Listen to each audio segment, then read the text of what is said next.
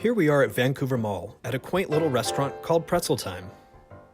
There aren't many who haven't heard of this place, proudly known for its world-famous giant soft pretzels. So what do you girls think of these Pretzel Time pretzels? They're great, I just can't stop eating them. I just can't stop sticking them in my mouth.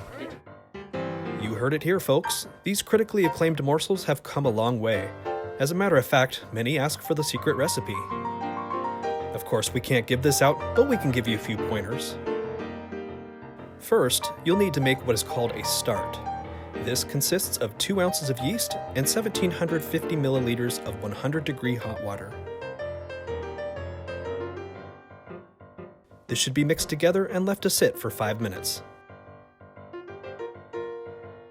Then dump your start in a mixer along with 8 pounds of flour.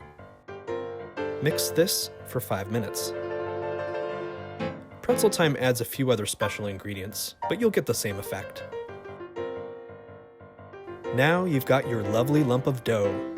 Leave this to rest and rise for 15 minutes.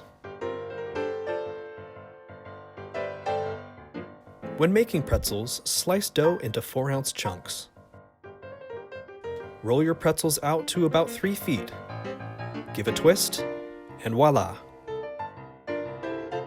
Now dip your pretzels in a solution of baking soda and water, then place on a well-greased pan. Sprinkle on some rock salt, a traditional pretzel topping. You can find this at any local supermarket. Now place in a 550-degree oven for 5 minutes.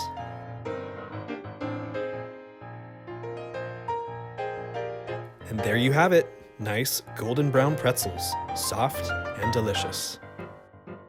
Pretzel Time provides an assortment of delectable toppings such as pizza sauce, cheese, cinnamon and sugar, garlic, and my favorite, sour cream and onion. But if you decide to make your own pretzels, you can experiment with your own favorite toppings. So have you ever tried to make pretzels of your own? Yeah, I did, but they didn't quite turn out quite the same as Pretzel Time. Pretzel Time's the best.